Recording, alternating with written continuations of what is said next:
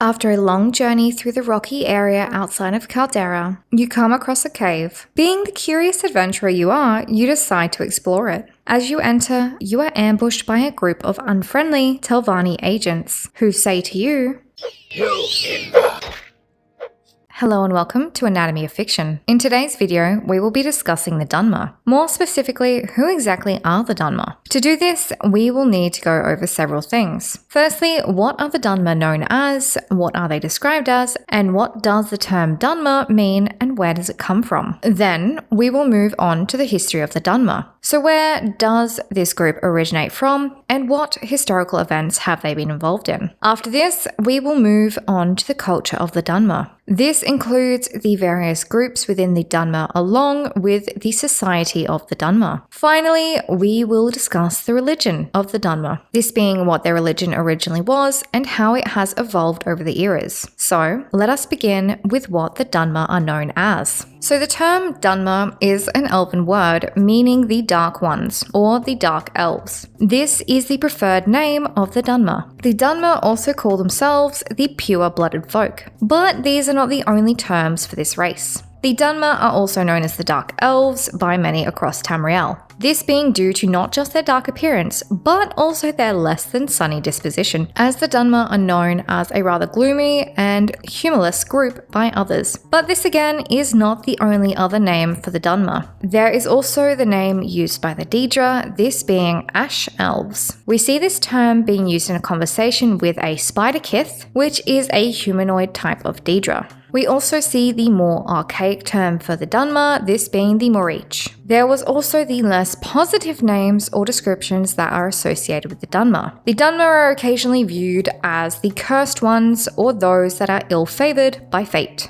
This could be due to several reasons. Firstly, this could be due to their transformation into Dunmer from their previous form as Chimer. But there are potentially other reasons for the descriptions of the Dunmer. This being things like the various invasions of Morrowind from the Nords, Akaviri, and even the Cyrodiilic Empire. It could also be due to their proneness to skin diseases, which are known as corpus in the Dunmeri language. So the Dunmer themselves, appearance-wise, are a darker-skinned race of elves that have red-coloured eyes. They also happen to have a much longer lifespan than humans, this being naturally up to 200 to 300 years. However, there are some cases where the lifespan has been unnaturally lengthened, this being through the use of magical practices, with some even managing to live thousands of years. An example of the expanded lifespan is the Queen of Morrowind, Berenzia. So Berenzia is believed to have been born in the year 893 in the Second Era. The Second Era would end 3 years later in the year 896. Now, we would see Berenzia after the Naravarine prophecy was fulfilled in the year 427 in the Third Era. This would make Berenzia 430 years old, making her a good 100 to 200 years older than the expected lifespan of the Dunmer people. We don't know if Berenzia survived the Oblivion Crisis or the Red Year, nor do we know her year and cause of death. We do know that she did outlive the life expectancy of the Dunmer people. So, the Dunmer as a race are not the most loved.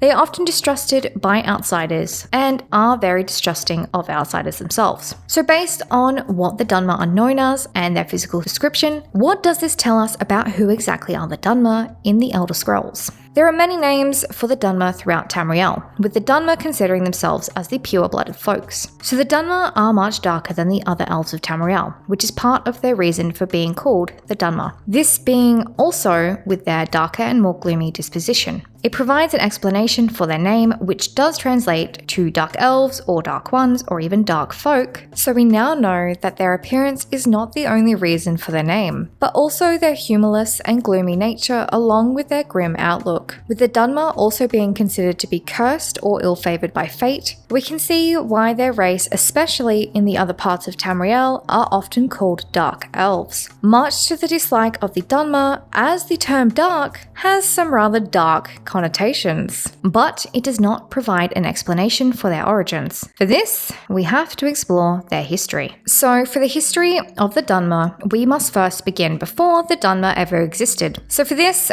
we actually begin with the origins of another race in Tamriel. This actually being the Aldmer. The Aldmer were the original race of elves, with their name meaning ancient ones or old ones. So they were the first of the elves. And the Aldmer were heavily into ancestor worship. Now the Aldmer in the Middle Merithic era would leave the land of Aldmiris as refugees, as Aldmiris or Ald Alnofe was doomed at the time. It is unknown if Aldmiris still exists. The Aldmiri people would come to Tamriel and settle along the islands of this continent, this being places like Somerset Isle. Eventually, the Aldmiri would move into mainland Tamriel, displacing the native beast folk. So at some point in the Aldmer move to Tamriel, they would become the Altmer. The Altmer meaning high ones or high folk. And this is where the races of elves would begin to divide. This being said to have occurred in the late Middle Merithic era or in the Dawn era. Now, with this, the gold-skinned Chimer race comes from the followers of the prophet Saint Veloth. What occurred with the split between the Altmer and the Chimer is that the dissidents were led by Veloth, who was guided by Boetia. Many of the Altmer were against the dissident movement and were led by one of their ancestor spirits, this being Trinimac, in an attempt to stop it. They would confront the dissidents. What is interesting about this is that Trinimac would be prevented from actually confronting the dissidents as himself. Instead, Trinimac would be eaten by Boetia, and Boetia would impersonate Trinimac and would show all of the lies to the followers of Trinimac. Then Trinimac would be evacuated from the bowels of Boetia. This is where the followers of Boetia and Veloth would rub the excrement on their skin and become the Chimer. Being told by Boetia and Mephala about the Triangle Truth and the Sigic Endeavor, they were told the right way to wear their skin, which is how they became the Chimer. And this is where Veloth would lead the Chimer to what would eventually become known as Morrowind. Now we are going to jump forward to the first era in the year 700, this being with the Battle of Red Mountain. The Battle of Red Mountain was the war between the Chimer and the Dwemer. The Chimer, of course, being led by Lord Indoril Nerevar. This battle would lead to several things. Firstly, the war hero Lord Indoril Nerevar passing away, the destruction of the 6th house, this being the house known as House Dagoth, along with the disappearance of the entire Dwemer race. We would also see some interesting changes, like the ascension to godhood of the 4 closest friends and counselors of Lord Nerevar. 3 of these being the gods that would become the Tribunal Temple, and the other being Dagoth who would become an enemy to the temple. But the 3 becoming gods would not be without its issues, as this is what would become the basis for the curse that Azura, who was not too accepting of their ascension to godhood, cursing the Chimer to become the Dunmer. This curse actually comes from Vivek, Suthersil, and Almalexia breaking a promise made to Azura. The 3 had made a promise to Azura, saying that they would not use the tools left behind by the Dwemer to turn themselves into gods. However, with Suthersil researching the weapons and their use behind the Daedric Prince's back, this promise was not kept for long. When the 3 had managed to complete the rituals that would turn themselves into gods, Azura would appear, and of course, she was angered by their betrayal, cursing them for breaking their oaths to her. Suthersil would handle this situation by telling Azura, "The old gods are cruel and arbitrary, and distant from the hopes and fears of Mer. Your age is past. We are the new gods, born of the flesh and wise and caring of the needs of our people. Spare us your threats and chiding in constant spirit. We are bold and fresh, and will not fear you." Azura was not exactly pleased with Suthersil or the other 2,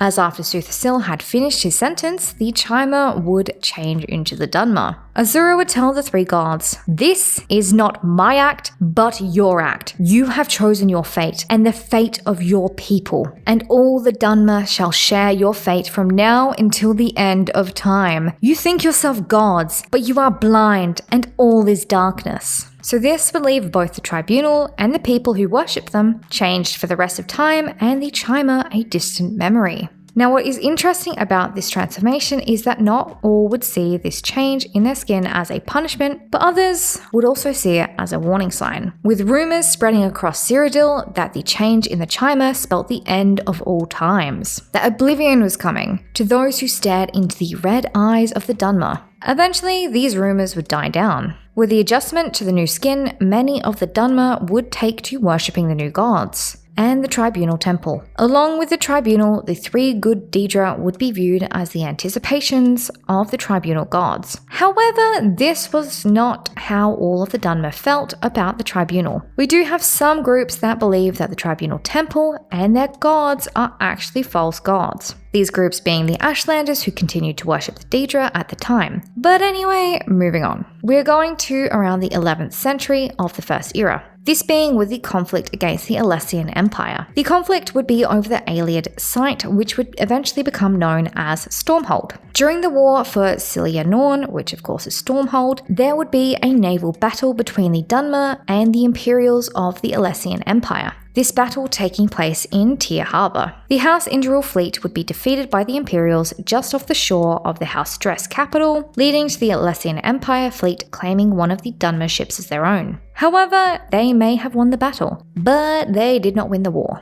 This being with the Dunmer having control over Stormhold up into at least the year 572 in the Second Era. Now we move on to the year 2840, still in the First Era. This is with the Remain Empire, launching an invasion into Morrowind. This was under the guidance of Remain II. Now this was not a simple or easy invasion. It was a long and drawn out war. The Dunmer would kill Remain II in battle in the year 2843, but this would not halt the ambition of the Second Empire. No, instead the war would continue to draw on until the last year of the First Era, with peace talks occurring between Vivek and the Prince of the Second Empire on the 21st of mid-year in the year 2920. With the closing of this war, this would make it that Morrowind was the only part of Tamriel that was not part of the Second Empire. However, they did have a trading relationship as part of their truce. Now we are moving into the Second Era. The first few years of the Second Era, we see minimal action in the Dunmer side of things. This being until the year 324 over in Senchel. Now, over in this city outside of Morrowind, a rather grim tale would occur.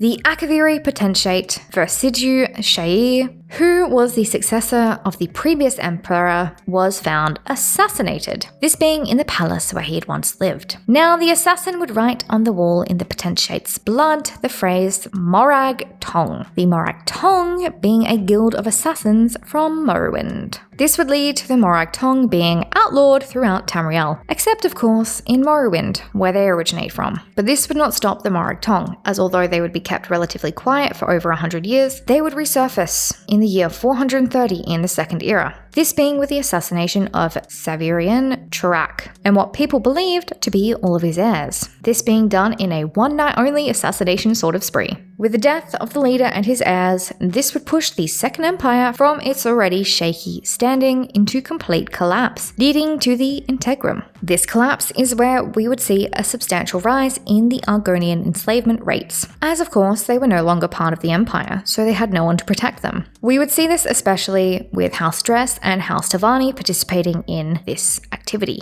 What is interesting about this is that the increase in slaver activity is actually what is believed to have triggered another event. This is one of the suggested causes of the Nahatan flu. So many people believe that the Nahatan flu was actually created by an Argonian shaman, this being in retaliation to the Dunmeri slavers taking the Argonians and the generally awful treatment that the Argonians received at the hands of other races. It is believed that the shaman modified the spores of a hist tree to create the flu. So the reason this version of the story exists is that the Argonians are actually immune to the Nahatan flu, making it seem as if it was made in retaliation to the Dunmeri treatment. Another point, which would make it seem even more true, is that the illness would first appear in Stormhold, this being the headquarters of the Dunmeri slaver operation in Black Marsh, as this makes it seem like it was targeted at the Dunmer who were kidnapping their people. But this would not be an isolated outbreak. No, the Nahatan flu would spread across Tamriel in the year 560 in the Second Era. With its spread, it would claim the lives of thousands of people across Tamriel, but the rumors of the Argonians creating the flu would also lead to consequences, like that of the House Redoran military expedition to Maztun. Now, this sounds mostly harmless in itself until you realize why they were headed there. So the goal of the House Redoran military in this expedition was to wipe out an entire tribe of Argonians, this being the Zit-Zat tribe,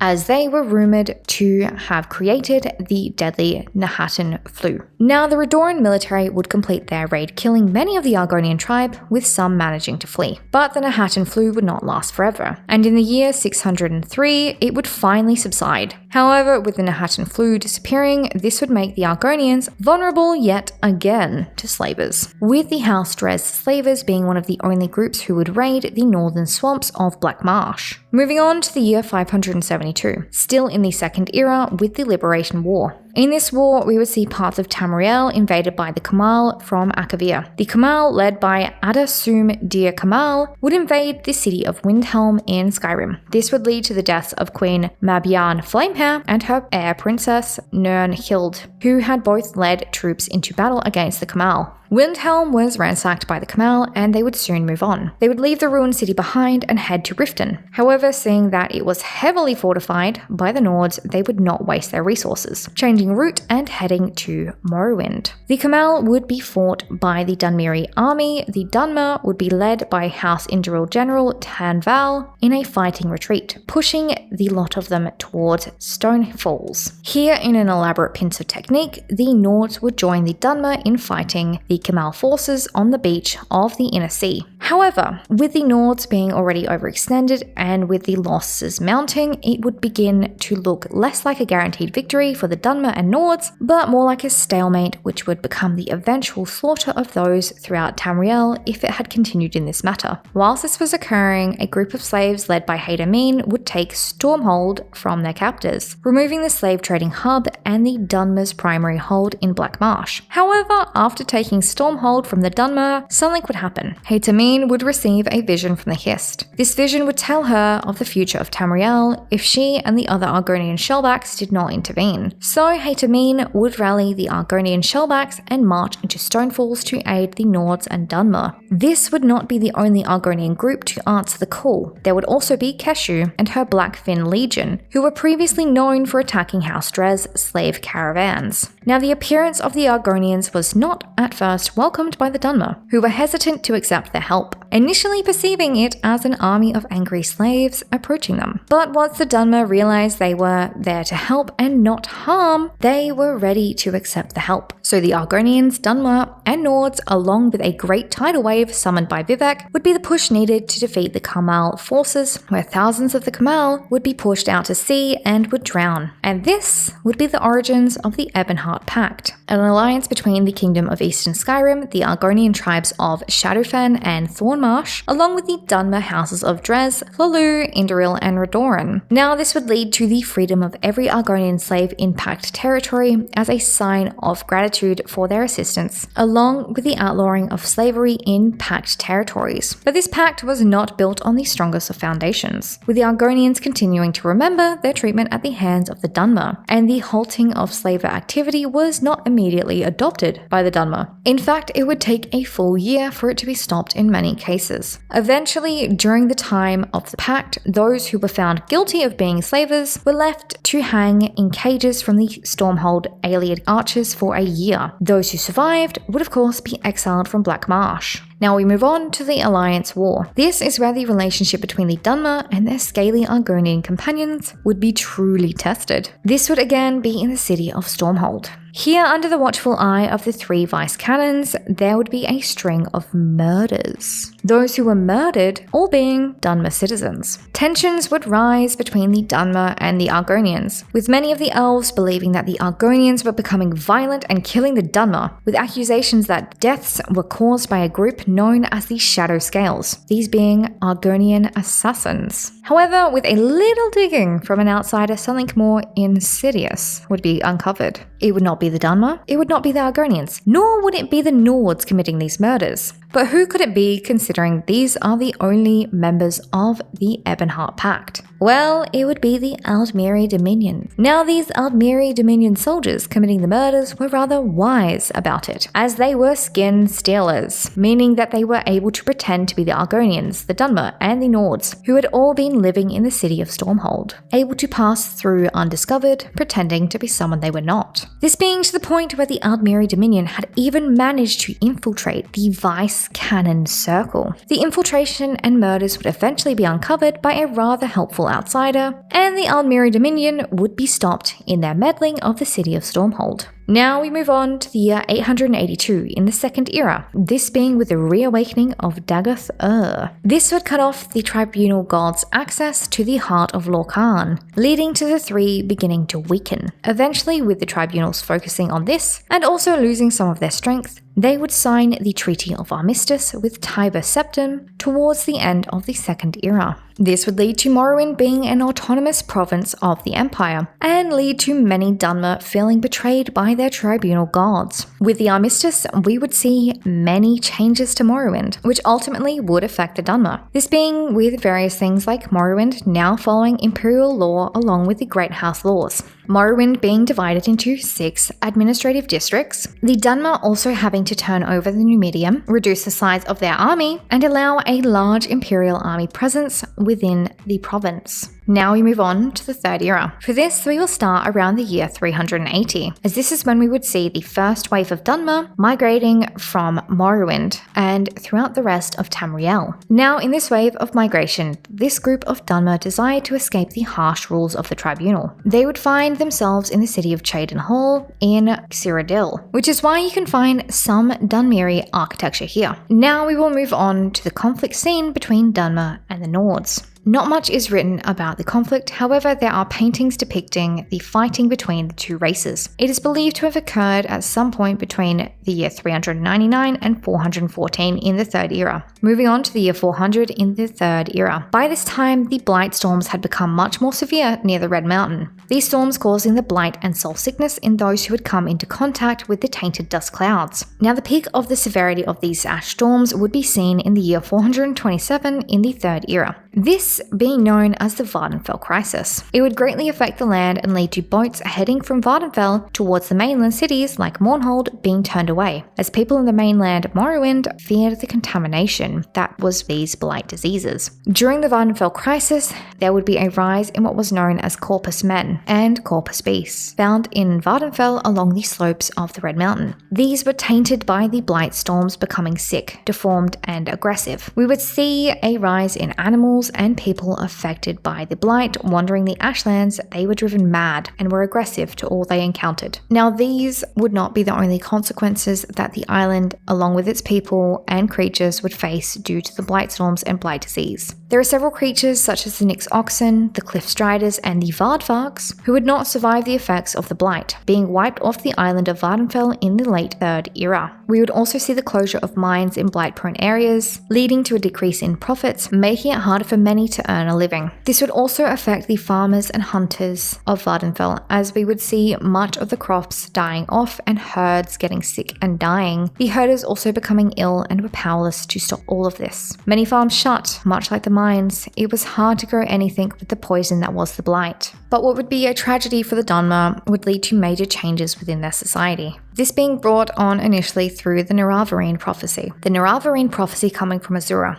who claimed that the Nerevar would be reincarnated to fix the mistakes of the past. This would lead to several things: the defeat of Dagoth-Ur and the deaths of 2 of the tribunal gods, Suthersil and Almalexia. Along with this, Vivec would go missing, this greatly shaking the religion of the Dunmer. Moving on, as the time went on and the Third Era drew closer to an end, we would see an increase in the number of Dunmer fleeing their homeland. Now, this group would travel to Skyrim, to the city of Winterhold. The Dunmer helped to build the College of Winterhold to what it would be today, as they would bring texts from Morrowind contributing to the knowledge in this guild. killed. However, after the Oblivion Crisis, which would greatly affect Morrowind, the Dunmer in Winterhold were less welcome, this being due to the Nords' growing distrust in magic. Now we move on to the Fourth Era. With the fulfillment of the Naravarine prophecy and Vivec Gorn, there would be the occurrence of the events that would be known as the Red Year, this being the 5th year of the Fourth Era. Now Vivec, as part of his godly duties, held the moon known as Bardal above Vivec City. With Vivec no longer there to keep the moon from falling, Bardal would begin to fall once more. There would be an attempt to prevent Bardal destroying the city, this being through a machine known as the Ingenium. This was created by sorcerer Vuhon and Sul, who were both Dunmer men. This machine was created through a pact with Clavicus Vile, who is a Daedric prince. The Ingenium was powered through a rift between Mundus and the Fields of Regret, using the souls traded with Clavicus Vile for the energy from the Fields of Regret to power it. However, as we know,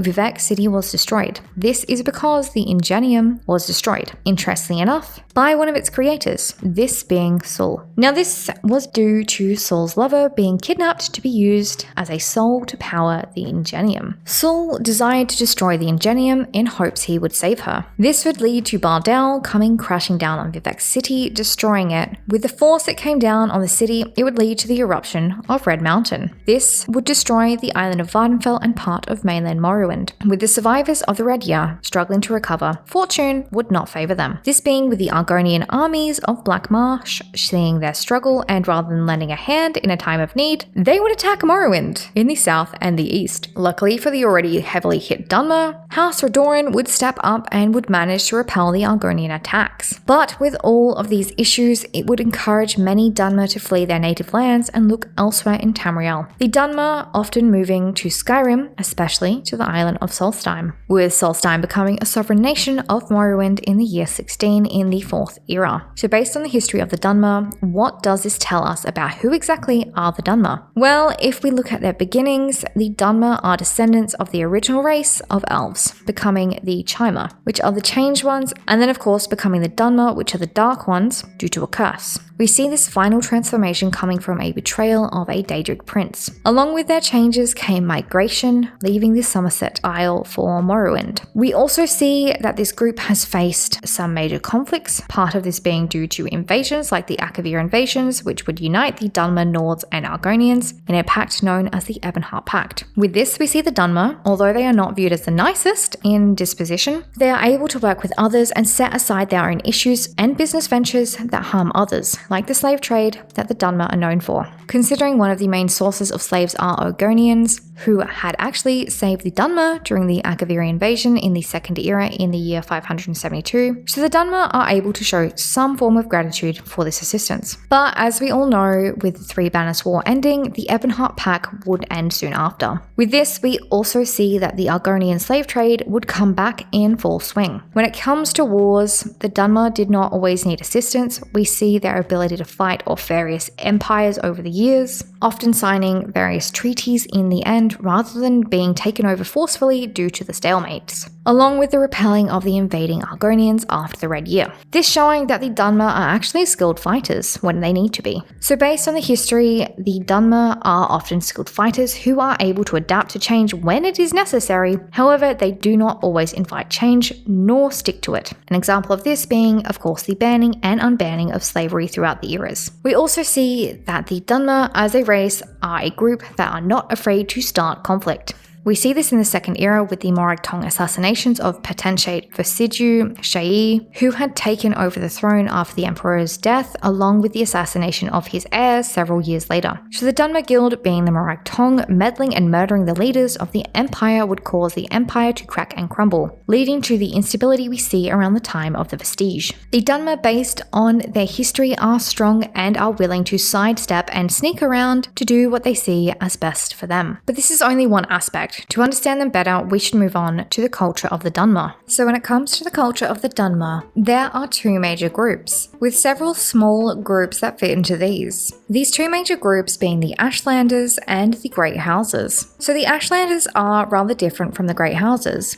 as the Ashlanders are more of a nomadic group, whereas the Great Houses are settled and have set land boundaries, which the Great Houses are known to build their cities in and reside in. Now, there are some benefits to this house caste system. As with the rise of the tribunal and the council system of government, we would see high levels of education to House Dunmers. This would be provided free of charge by the temple. The temple also provide other things like healthcare and shelter to the Dunmer people. Due to the care provided by the temple to the people of Morrowind, beggars were considered to be incredibly rare, which is why up until the end of the Third Era, some people claimed they simply did not exist within Morrowind. Now, when we talk about Dunmer, we see they have a strong relationship with animals. Select animals are very important in both their households and their farms, with some families choosing to keep Nyx hounds. Yes, those vicious little bloodsuckers also make a great children's pet. Who knew? Apparently Nyx hounds are very affectionate as pets, but they are also great as house guards, or if hunting is more your speed, they are great as trackers. Dunmer are also known to have pony gua as pets as well. With Dunmeri pets, you may have also wondered why there are no horses in Morrowind, as they are a common pet or tool in the other provinces in Tamriel. Well, simply put, the harsh environment is not something horses could survive. So, as a mode of transport, the Dunmer would use a different creature, this being the Silt Strider. Now, the way to ride and steer a Silt Strider is rather different to your typical horse. What is done in the case of a Silt Strider is that the chitin shell has a cavity hollowed out of it. This is where passengers sit, along with any goods needing transport. To steer the Silt Strider, the organs and tissues are made accessible in the same manner, and these are maneuvered to change the direction of the Silt Strider. Now, we also see various animals taking an important part in agriculture in Morrowind, as we can see that the landscapes of Morrowind are rather different to many of the other regions within Tamriel, this being the fungal forests and the ashlands. The Dunmer do use a variety of animals in agriculture, including the gua. Now, there are several different types of gua that can be seen in the different farms throughout Morrowind. One of these being the bantam gua, who, although they are called gua, are not actually gua. They are more like an ugly reptilian chicken and more closely related to cliff striders. However, they do not possess the ability to fly. Now, like regular feathered chickens, bantam guas are kept for their egg-laying ability and, of course, their meat. Some farms also use pony guas, these being for their skin and also meat. There are also other animals that can be found on farms like Nyx oxen,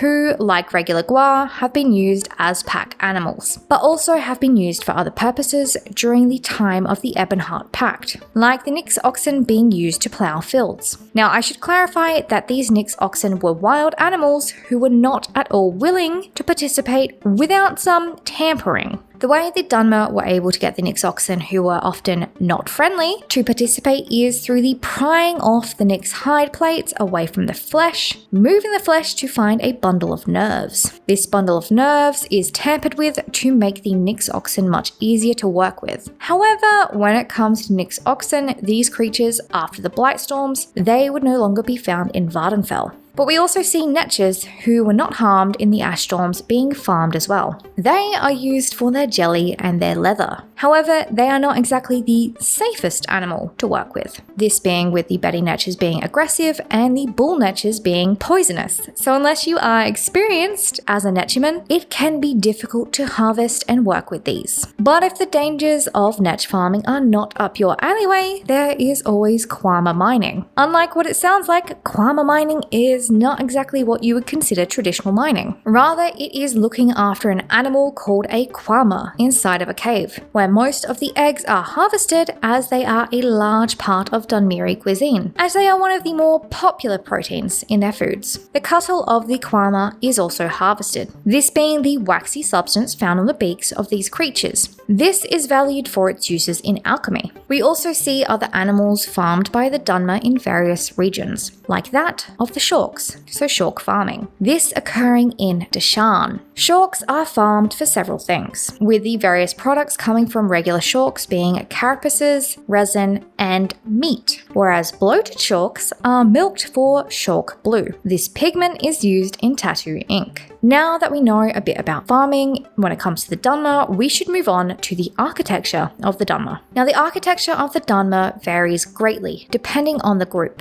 We see the nomadic Ashlanders using netch hides to create their simple tents, making them easy to move and easy to set up when need be. But on the Great House side of things, the different houses also have their own architecture styles. This being, of course, after the First Era, as the First Era architecture is primarily based on the teachings of Boeotia and is known as responsible architecture. This is similar to what we see with the Daedric shrines in Morrowind. We also see a variety of other styles throughout Morrowind depending on the house. One of the more strange being the Telvanni style of building, these being the mushroom houses that are grown into intriguing, twisted buildings to serve the needs of the Telvanni people. The rest of the houses have slightly less odd buildings, with House Redoran architecture more resembling crabs, with the city of Aldruin being built in and around the shell of a long-dead emperor crab over on the island of Vardenfell. We also see the distinct cubic buildings of House Hlaalu, these being the stone buildings that we see in places like Balmora. Rather simple buildings on the outside and normally only 1 to 2 stories high, depending on the purpose of the building. These styles are normally what is seen on the island of Vardenfell, but in mainland Morrowind we see more ornate buildings, made of stone with shingled roofs, like that of the city of Mournhold. Now, enough about the architecture, we should move on to discuss the society of the Dunmer. Now, many of those who may be considered outsiders by the Dunmer may view their version of society as well rather harsh, as they have their own specific parts of society that are not commonplace, like that of the Morag Tong, which translates from the Dunmeri language to the Foresters Guild or Forest Guild. Considering that there are not many forests in Vardenfell or Morrowind on the mainland, it is safe to assume they do a different sort of deforestation, this being through assassination. Cutting down those they have been paid to kill. Now, the fact that assassination is completely legal as long as you carry with you what is essentially a permission slip.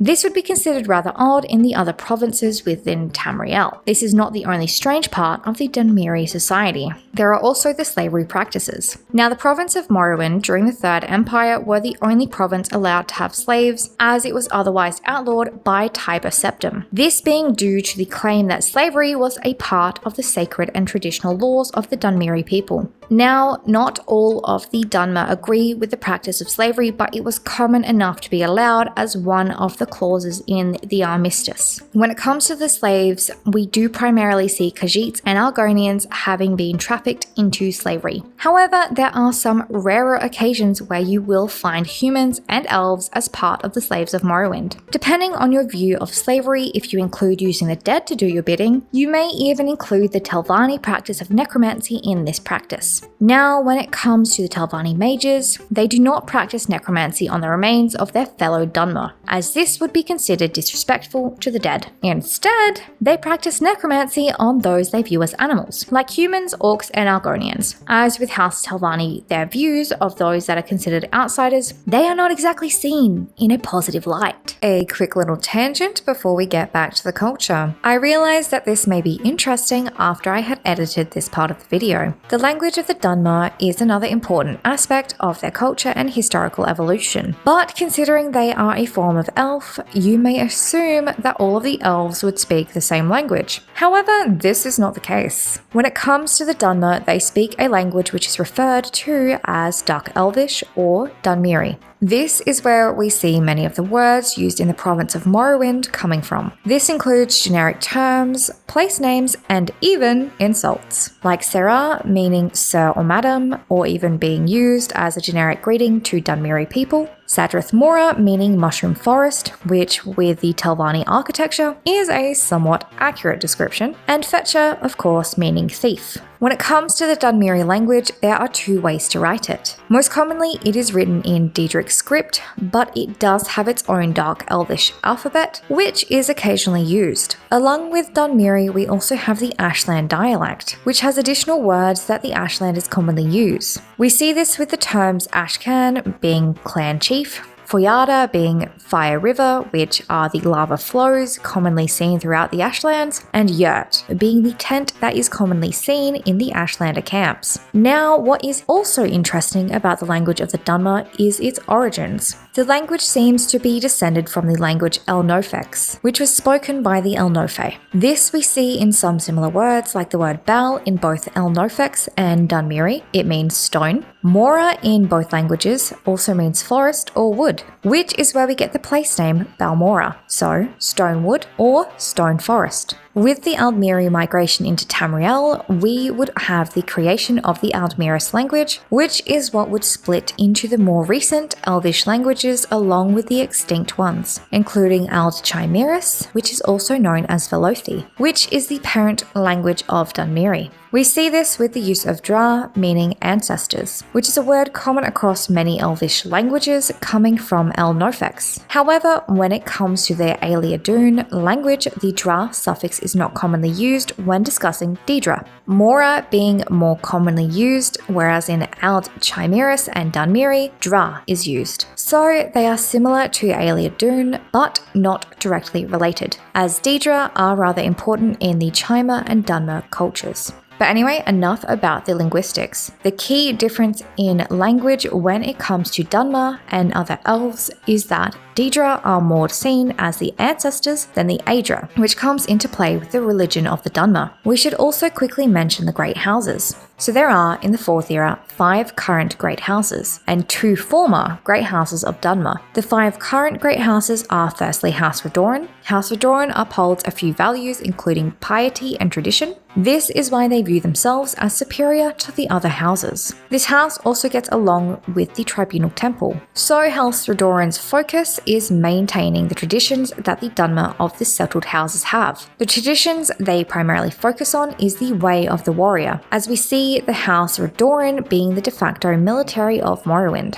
So along with the focus on being warriors and religion, we see many of Vivek's buoyant armigers actually hailing from House Redoran. But this is not the only great house, we also have the others. Like House Telvanni, this house values knowledge, talent, and initiative, being a house whose politicians are primarily wizard lords who actually do not really care for politics. The wizard lords of Telvanni are mostly isolationists who prefer to be left to their research. The Telvanni believe that the correct way to rise through their ranks was through getting rid of those higher up, or stealing from other members to show your value. We also see House Induril, whose claim to fame is Induril Nerevar, the Hortator that united the whole of Morrowind. Now with this, you would think it would make them welcoming and desiring to unite the houses again. No, House Induril believe that they are above everyone, this being why their emblem is wings, as they, in their opinion, soar above the rest. House Induril are very orthodox and conservative, having their strong links to the Tribunal Temple, which is where their great house seat comes from. We also have House Dress. House Dress are more of a rural but wealthy agricultural society. They were also the house that would capture the most slaves, shipping them out to the other houses. House Dress also has a habit of worshipping ancestors along with Dedra. However, they did also work to improve the inter-house relationships and unity between the great houses. The final of the great houses in power during the 4th era is House Sadras. Now, not much is known about this house and its business prior to becoming a replacement to House Halu, so we are unable to tell much about why they were essentially elected and what they are doing since being elected. But we also have the 2 disgraced houses as well. These being firstly House Halu, the most recently stripped house of its great house title. So House Halu is one of the traditional houses of the great Dunmer houses. This house was a very business-focused house, being viewed as opportunistic and adaptable when it came to potential profits. Their main concerns, whilst they were one of the major houses, were business and diplomacy. We see this with some of their more conventional and disliked alliances, like their friendship with the Empire. House Lu, however, often had poor relationships with the other Dunmer houses and Ashlanders, as there was at one point a small war between House Lu and House Dress. this being over a trading post being built in contested territory during the Second Era. And there is also the other former Great House, this being House Dagoth, or the Sixth House. This house, of course, technically being a Chima house, not a Dunmer house, as they were removed prior to the transformation into Dunmer. So the reason why this house no longer exists is that House Dagoth, during the First Era, would betray the rest of the Great Houses and fight on the side of the Dwemer during the War of the First Council. Some sources claimed that House Dagoth fought on the side of the Great Houses, but for now we are going to stick with the betrayal story, as this is why they are known as the Traitor House, and the house was disbanded due to the treason from this. This led to a few things. Firstly, all records of the house being destroyed after the Battle of Red Mountain. Secondly, the members of this house either being killed or absorbed into other houses. So these are the major houses of the Chima and Dunmer throughout the eras. But anyway, back to the culture of the Dunmer. So what does the culture of the Dunmer tell us about who exactly the Dunmer are? There are several things we can see from the Dunmer in their culture and society, with the Dunmer firstly being a group that have heavily relied upon the land through farming, hunting and mining for survival and profit. This being made more difficult with the Blight, which we see in the later Third Era. The Dunmer heavily value their animals, and some being seen as useful on the farms, others being seen as pets or as a food source. With Morrowind being primarily fungal forests and harsh ashlands, this may influence the Dunmeri way of life and outlook on life. This may explain their harsh behaviours like the Morag Tong, as those who are viewed as problematic within their society are eliminated, along with their use of slavery. The difficult work and harsh environment shaped cruel methods for fulfilling labour issues. Now the houses are also important when it comes to the Dunmeri people. Well, if we look at the division between the various houses of the Dunmer, we can see that the race is rather disjointed, with the architecture greatly varying between the groups, hinting at just how much they may disagree with each other. We also see this with necromancy practice being primarily a House Telvanni practice. Another thing we also see with the Dunmer is the strong differences, not just in the architecture and their specializations, but also in their behavior towards others, with House Halu being the most welcoming house and House Telvanni being more separate and closed off out of all of the great houses. We also see House Induril being very prideful with their lack of acceptance over the Treaty of Armistice. So the inability to present as a united front is a part of the issue when it comes to this race facing issues, like that of the Daedric invaders during the Oblivion Crisis. We also see the distrust between the houses causing much finger pointing and issues, which we see has caused House Halu to fall and has made essentially a feud between House Redoran and House Halu when it comes to the Oblivion Crisis and its resolution within Morrowind. So, considering that the Dunmer as a people cannot agree on something as simple as architectural style, it shows us that they, as a race, are not a united people most of the time. Due to the Dunmeri people existing in the harsh environments within Morrowind, it has promoted distrust of others and has created some rather harsh behaviours as part of their culture and society as a sort of attempt to survive their home. But this is only part of the puzzle. For the next part, we must learn about the Dunmeri religion over time and see how this may have shaped the Dunmer as a people. When it comes to the religion of the Dunmer, it has gone through several changes throughout the eras. The beginnings of the Dunmer having their own religion starts with the creation of the Chima, separating themselves from the Ultima. This being through the teachings of the prophet Veloth. This would push the Chima away from the worship of purely ancestors and into also worshipping the three good Daedra, these being Azura, Boetia, and Mephala. But even with the introduction of the Good Daedra by Veloth, there are still aspects of ancestor worship within the Dunmeri faith. We see this with their practices for how they handle those who are deceased. With this, we see the shrines in ancestor tombs and inside of Dunmer houses. This shrine is known as the Waiting Door, representing the door to oblivion. In these shrine ash pits, family members are buried after passing away, as a sign of respect. This keeps them close, and they are still worshipped by their family members. This is due to the belief that ancestors still roam their mortal realm. Now, these spirits are believed to pass down wisdom and watch over their living family members. But something should be noted, only those who are Dunmer do this. It is viewed rather negatively by other types of elves, as they practice other funerary rites. They believe it is cruel to encourage the lingering of the ghosts of your ancestors. The Bosmeri and Ultimeri groups have very different approaches. Bosmer practice funerary cannibalism, and the Ultima bury their dead. But anyway, back to the Dunmeri practices. Now, with the ancestor spirits, this has caused some people to associate the Dunmer with necromancy. However, the Dunmer believe it is disrespectful to do this to their own. So the darker connotation coming from the ancestor worship practice is not the most accurate. Now, when it comes to the good Daedra worship, this was done by the Chimer before becoming the Dunmer. Each of these good Daedra taught them different important lessons, some of these being important in Dunmeri society. Firstly, if we look at Mephala, Mephala provides what are known as the Codes of Mephala. This teaches the Chimer, now the Dunmer, how to evade their enemies, and how to kill their enemies secretly. Mephala would also found the Morag Tong. Mephala, along with Boethia, would create the structure that would become the Great Houses. Azura is credited with teaching the Chimer the mysteries which were important in making them different to the Altmer. But after the rise of the Tribunal Temple, the views of the good Daedra would change. They would, instead of being worshipped, be instead seen as the anticipations of the Tribunal gods, with Boethia being the anticipation of Almalexia, Mephala the anticipation of Vivek, and Azura the anticipation of Suthasil. So during the reign of the Tribunal Temple, the worship for these would be greatly decreased within the Great Houses. However, the Ashlanders would still worship the good Daedra, seeing the Tribunal Temple as false gods. Now these are just the good Daedra. In Dunmeri belief, there is also the bad Daedra, or the House of Troubles. These being the four gods who serve the purpose of testing the Dunmer, testing their faith and their morals. These four Daedric princes being Mehrunes Dagon,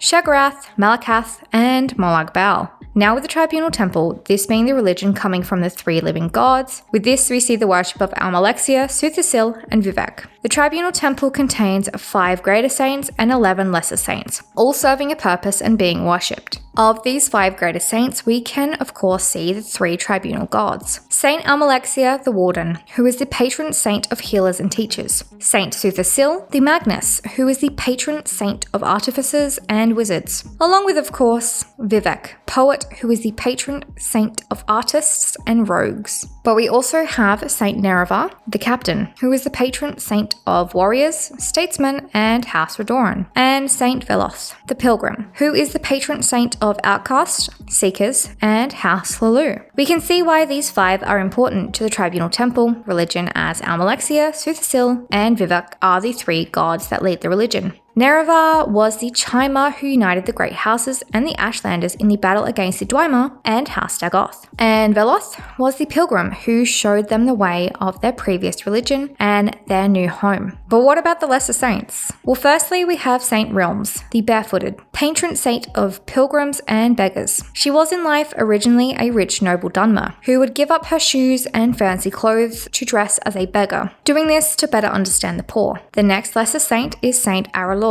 the Penitent, the patron saint of tanners and miners. Now, Aralor was originally a criminal. However, he desired to change his ways and repent. He would do this by taking the path of the pilgrimages on his knees. He is seen as an example that there is always the chance to change, repent, and start anew. Now we have Saint Serin, the Merciful, patron saint of bakers, brewers, and distillers. Serin was a tough-minded and fearless individual who had the ability to cure any disease in others. However, this would come at a cost, with Serin taking on the disease. This is why she was canonized. We also have Saint Felms the Bold, who is the patron saint of butchers and fishmongers. He was a fierce warrior who would go on to slay many invading Nords. What is interesting, however, about Saint Felms is what would occur close to his death. So Suthasil would actually take the soul of Saint Felms into a modified black soul gem. This would then be brought back to the Asylum Sanctorium and placed into a factotum.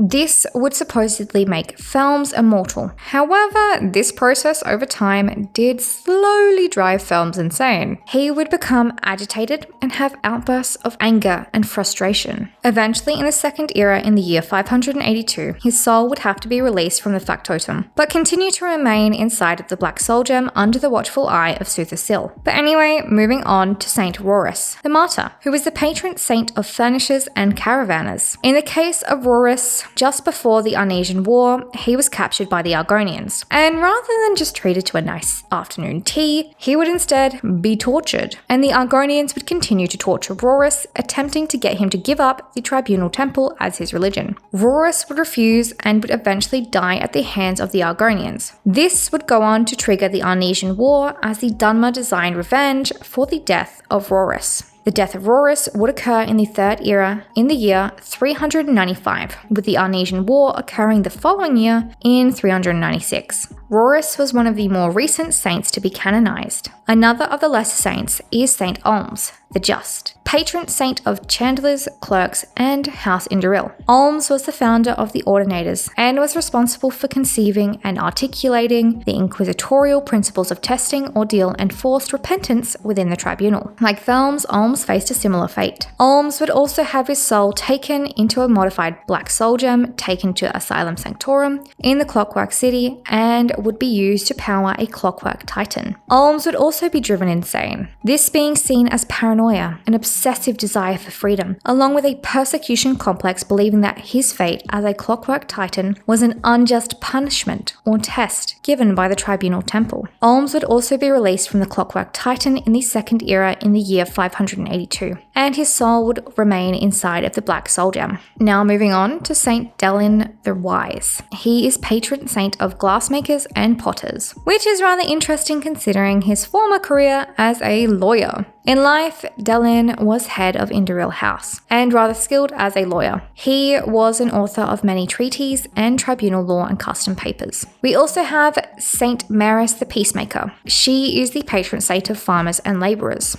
Saint Maris from a young age showed healing gifts, so she would be trained as a healer. This would become important in her future, as she would end a long and incredibly bloody house war. She would do this by entering the battlefield, whilst wearing her white robes and going around healing the wizards and warriors alike that had fallen on the battlefield, tending to both sides of the war. Her white robes became a symbol which troops would adopt and wear, refusing to step onto the battlefield and fight one another, directly disobeying their orders, this being the end of the war. Another of the lesser saints is Saint Lothus the Pious, patron saint of tailors, dyers, and house dress. He was one of the companions of the tribunal, and he was an important Alma ruler, the Alma ruler being the high-up role that has influence over the temple doctrine. Anyway, Lothus was important to the temple as he was the creator of several of the important rituals and principles of the temple faith. Lothus is viewed as the bridge between gods and the faithful. Now Lothus would face a similar fate to Olms and Thelms, having his soul placed in a black soul gem and being brought to Clockwork City. Lothus would have his soul placed into a factotum. He, like the others, would be driven to madness over time due to this, and his madness would show itself in the form of a deep depression, this being over a perceived loss of his spiritual connection to the tribunal. There is also Saint Vorus the Emulant. He is the patron saint of House Telvanni. Vorus was important in building the city of Necrom. He also would lead his followers in the invasion of Elsewhere. Initially, they were not met with any resistance and would kill off the Khajiits they encountered. But eventually, the Khajiits would begin to put up a fight. This is where Vorus would order the surviving Khajiits that had attempted to fight back be taken back to Morrowind as slaves. And the final member of the Lesser Saints is Saint Jayub, the eradicator of the Winged Menace. Now, if you have played Morrowind, you may recognize him, also being transported on the same ship as the Niralvarine. So Jayub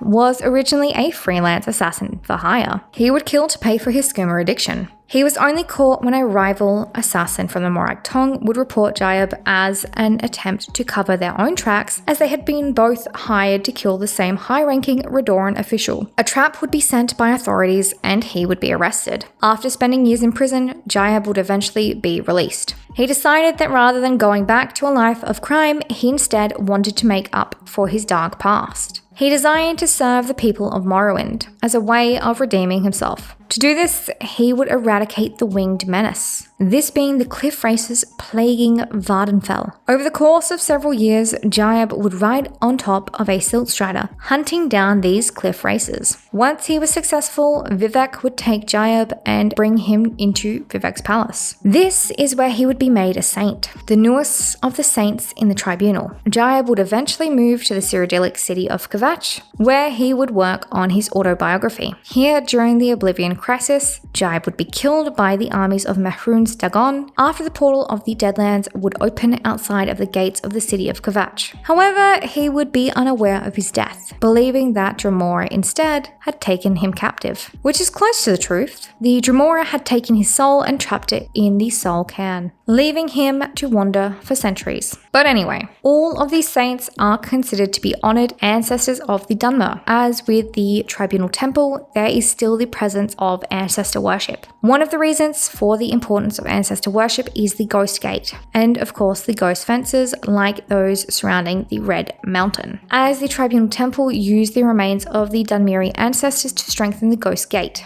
This being in an attempt to keep Daggoth-ur and his creations contained. The Ghost Gate was not the only defense the tribunal had, also employing warriors who were holy guards and priest soldiers. These being the Ordinators. The Ordinators consist of 4 distinct groups, the first of these being the Order of the Watch. So the purpose of the Order of the Watch was to provide guards for the various temples and shrines, along with being the town guards in the cities that are considered to be temple settlements. We see this with Vivec City. This group is also important when it comes to enforcing both temple law and imperial law, this being during the Armistice period. The next group of the Ordinators are the Order of War. This group are also called the Militant Ordinators, or the War Ordinators. The War Ordinators were important as they fought those who were considered to be the enemy of the temple.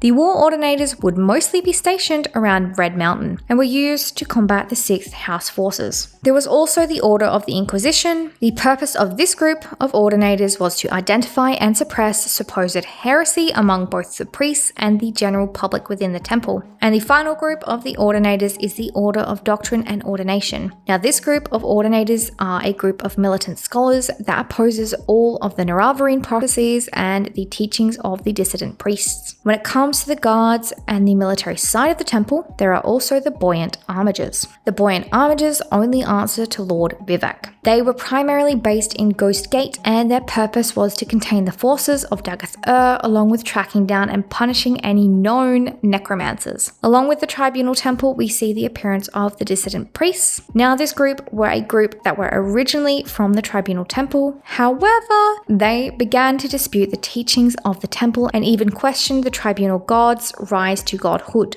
With this questioning of the Tribunal Temple, the dissident priests created their own books that outline their beliefs and challenge the temple's teachings. This book being known as the Progress of Truth. In this book, it questions why the followers of the temple are lied to by both the priests and the living gods. We see this in the example of the divinity of the tribunal. So the Tribunal Temple teaches its followers that the tribunal gods gained their divinity through virtue, knowledge, and fighting evil, essentially. However, the dissident priests in their text say that this is incorrect, as the text Epigraphia states that they use the tools of Kagranak to make themselves into gods, in the same way Daggoth-ur did. The dissidents also believed that the tribunal's persecution and prosecution of all people claiming to be the Naravarine was politically motivated and unjust. The dissidents did not have a consensus on whether or not the Naravarine prophecies should be believed in. However, most agreed that the Naravarine prophecies were genuine. The dissidents believed that the Ashlander prophecies of the Naravarine were worth studying. However, the dissident priests were of course not all too loved by the temple for their questioning, with those who were found to be members being persecuted and arrested by the Ordinators, finding themselves locked in the prison on Bar Dow. Now what is interesting about the dissident priests is they would be seen as a sort of outsider faction, this being until the Red Year. Now after the Red Year, when Bar Dow collided with Vivec City, the support for the 3 gods of the Tribunal Temple would significantly decrease. And this is when the dissident priests would take control of the temple. At this time, it would change drastically. The temple would even change its name, this being to the New Temple. And instead of worshipping the tribunal gods, they instead would worship who they called the True Tribunal, these being Azura, Boethia, and Mephala. Thus, they essentially moved to a religion similar to the pre-Dunmer times. So back when they were the Chimer. So what does the Dunmeri religion through the eras tell us about who exactly the Dunmer are? Well, when it comes to the worshipping habits of the Dunmer, they are rather different to the other elven races. We see this initially with the split into the Chimer from the Altmer, with the Chimer moving away from the worship of the original spirits or the Aedra. With this, we can see why the worship of the Aedra is rare in Dunmeri culture, as those who were followers of Veloth and became Chimer were persecuted and harassed for the decision to follow the Daedra. So this is why we do not see Aedra worship being common. This is also where the idea of the Daedra being the ancestors in the Dunmeri language and their sort of pantheon comes out of. As with the Chimer deciding to follow the Daedra is what caused their transformation into the Chimer, along with the development of their entire race and culture. Along with this, we see the rather different practices for honouring the dead compared with the other elven races, with the Altmer believing that burying the dead is more respectful than the ash pits and the sort of ancestor worship, along with both the Altmer and Bosmer belief that it is cruel to encourage the ancestor spirits to essentially stick around, which is done in Dunmeri culture. As in Dunmer belief, the ancestors after death stay around to look after and teach lessons to their descendants. Along with this, we also see the rise to power of the Tribunal Temple as the primary religion throughout Morrowind for several eras, pushing out the old Daedric worshipping religion in most of the parts of Morrowind, apart from the nomadic Ashlander groups of course, and a few others who were resistant to the change. This being of course until the Red Year, which would bring back the Daedra worshipping habits. So what does this tell us about the Dunmer? Well, the Dunmer, although they claim they are resistant to change, have changed several times throughout the eras to become the distinct group they are. Many of the religious practices greatly differing from the race they originated from, like the continued presence of their dead and the Daedric worshipping habits in all cases, as the Daedra are still present in the Tribunal Temple. So based on what the Dunmer are known as, their history, the culture of the Dunmer, along with their religion, we can finally answer the question, who exactly are the Dunmer in the Elder Scrolls series? Well, the Dunmer, or Dark Elves, to the humans of Tamriel, are an evolution of the Aldmeri elves that had come over from their homeland of Aldmeris. This distinction from the other races of elves first starting from a separation in religion, this being with the Dunmer, which at one point were the Chimer moving away from the Aedra worship and becoming Daedra worshippers. We see this race also greatly changing when they moved away from their Daedric worship and into their worship of the living gods, affecting them in not just the change of religion, but in the sense that their race would also change, which is where the cursed ones idea comes from, as there is the belief that their appearance is tied to a curse. Then also their eventual reversion back to Daedric worship. So with the separation of the Dunmer from the other races, we see the development of their own language, which is in some ways similar. Like for example, the word Baal is present in several elven languages like Bosmer,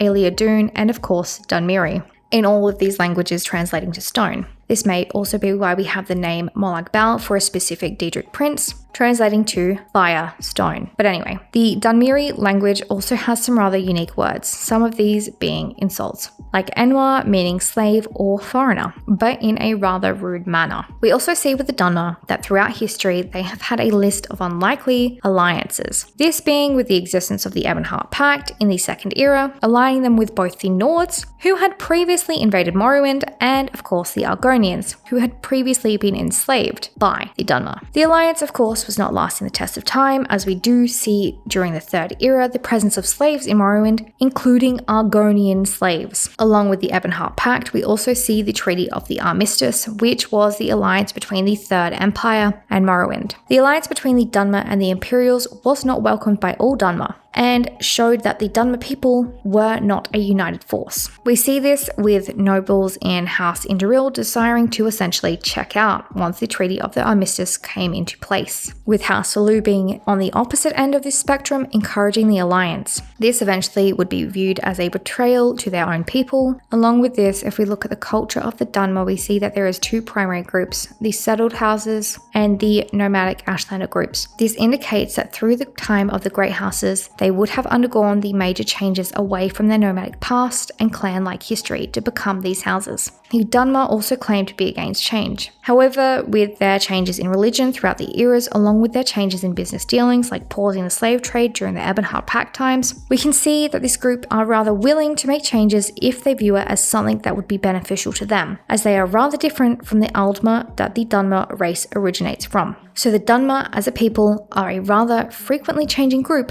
that claims to be against change. they also struggle to unite as one, constantly undermining each other. With a society that to outsiders looks rather harsh, with the legalization of murder through assassination and the presence of slavery, but for the Dunmer, they are a group that have had to learn to survive harsh lands and be adaptable. The harshness and adaptability of the Dunmer is what has allowed this race to survive in the tough lands of Morrowind, surviving the blight and the aftermath of the Red Year. So this race is not resistant to change, but more adaptable and resilient in the face of adversity, taking on change when necessary, but not being happy about it all the time. They are a group who seems harsh based on the fact that they legalize assassination and are rather unwelcoming, but this is done to protect themselves. As with the legalization of assassination, those who are problematic in the group are no longer welcome. So let me know in the comments, do you think that the Dunmer are as resistant to change as they claim? If you enjoyed this video, then you will enjoy this one. It is about the former Great House Halu and what exactly led to its downfall.